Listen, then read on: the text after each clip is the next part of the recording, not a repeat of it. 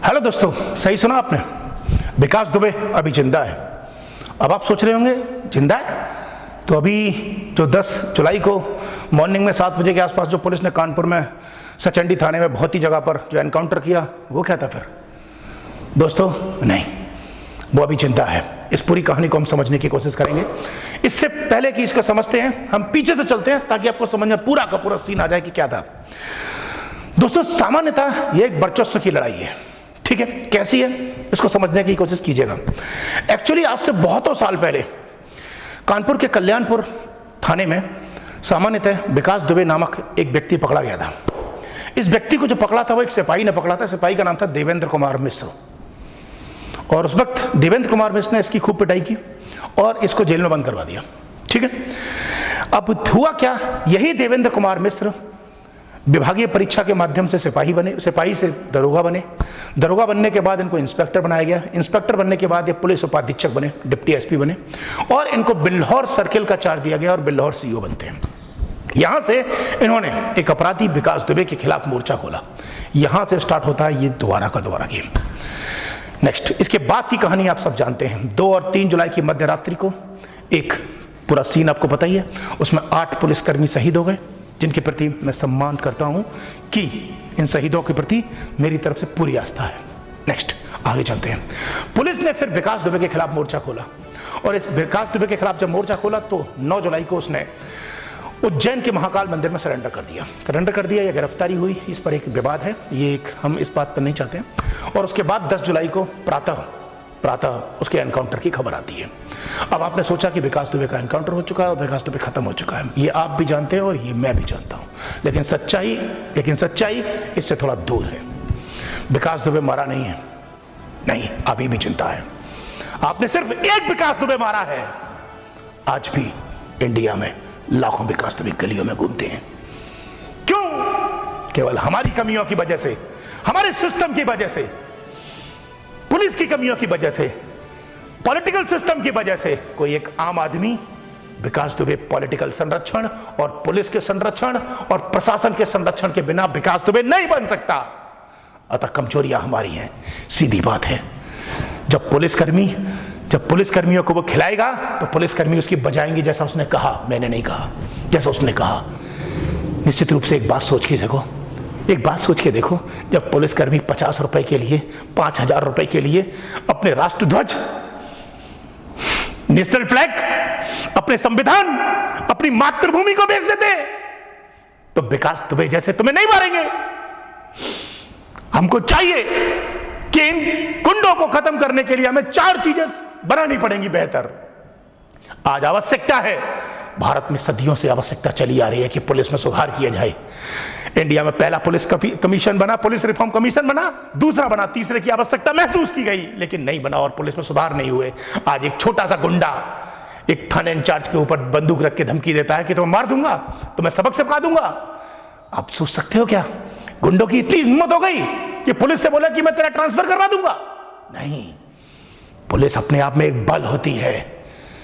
Police चाहे तो किसी की हिम्मत नहीं है कि कोई इंसान कोई गुंडा बन के दिखा दे, लेकिन इसके लिए हमें पुलिस को पावर देनी पड़ेगी।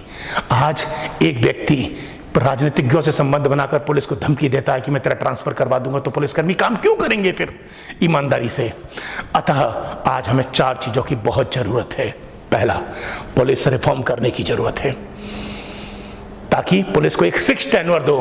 थाना इंचार्ज 2 साल 1 साल थाने में रहे, सर्किल ऑफिसर 1-2 साल थाने में रहे, एसपी, एसएसपी, डीआईजी अपनी जगह पर 1-2 साल रहे, तभी तो वो काम कर पाएंगे। एसपी पहुंचता है, छोटे छोटे गुंडे धमकी दे देते हैं कि अगर मेरा काम नहीं किया तो मैं तुम्हारा ट्रांसफर करवा दूंगा मिनिस्टर से कह के। इसका मतलब गुंडा, पॉलिटिशियन, पुलिस एक नेक्सस नहीं दिखाई दे रहा आपको, गठबंधन नहीं दिखाई दे रहा आपको। इसको तोड़ने के लिए पुलिस में सुधार करने पड़ेंगे, पहला पॉइंट। दूसरा पॉइंट, कहीं ना कहीं आज हमें पॉलिटिकल रिफॉर्म और इलेक्शन रिफॉर्म की भी जरूरत है। राजनीतिक और चुनावों में सुधार की भी जरूरत है। आज की डेट में कोई भी क्रिमिनल चुनाव लड़ लेता है और चुनाव लड़ने के बाद वो अपना फायदा उठाता है।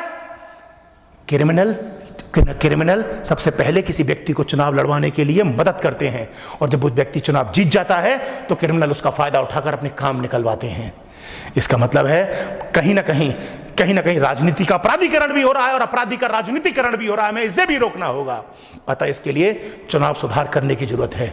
और तीसरा, हर अपराधी जानता है कि भारत में न्याय टाइम पे नहीं मिलता, जमानत मिल जाती है। इसीलिए बलात्कार की घटनाएं घट रही हैं, इसीलिए मर्डर की घटनाएं घट रही हैं, इसीलिए अमीर अमीर होता जा रहा है, गरीब गरीब होता जा रहा है। हर व्यक्ति गरीबों का शोषण करता है।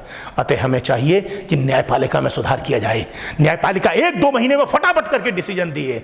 चाहे इसके लिए हमें इसके लिए फास्ट ट्रैक अदालतें बनानी हो, चाहे न्यायाधीशों की संख्या बढ़ानी हो, डिस्ट्रिक्ट कोर्ट में, हाई कोर्ट में, सुप्रीम कोर्ट में, सब जगह, लेकिन हमें करना पड़ेगा।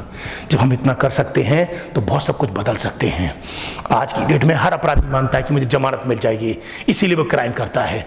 एक बार जब न्यायपालिका 2-2 महीने में फास्ट ट्रैक कोर्ट के माध्यम से जब जजमेंट देगी ना, सीधा सीधा आप जो सोच के देखो, हैदराबाद में एक गैंगरेप हुआ, उसके बाद पुलिसकर्मियों ने एनकाउंटर कर दिया, चारों को मार दिया। सही किया, क्योंकि पुलिसकर्मी जानते थे कि अगर इसे जेल में डाल दिया जाएगा इन चारों को तो 10-10 साल तक इनको सजा नहीं मिलेगी।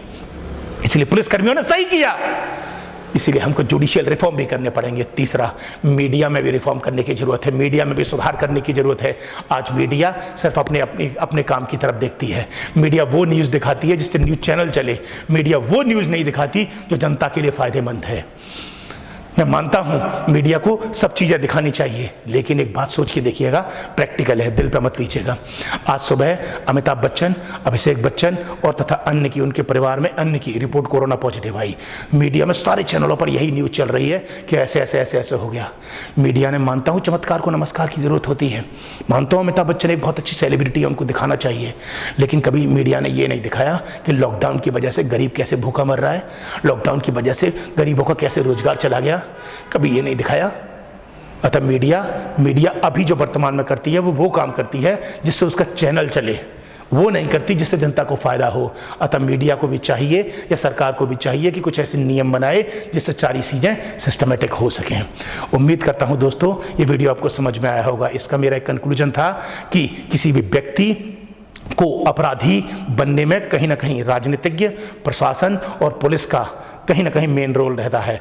अतः इसको तोड़ने के लिए हमें 4 चीज़ों में सुधार करने पड़ेंगे। पहला, पुलिस रिफॉर्म, दूसरा पॉलिटिकल एंड इलेक्शन रिफॉर्म, तीसरा जुडिशियल रिफॉर्म और चौथा रिफॉर्म इन मीडिया सेक्टर, मतलब मीडिया के क्षेत्र में सुधार। उम्मीद करता हूँ आपको वीडियो अच्छा लगा होगा। अगली बार फिर किसी ऐसे ही इंपॉर्टेंट टॉपिक को फिर लेकर आऊँगा। तब तक के लिए धन्यवाद।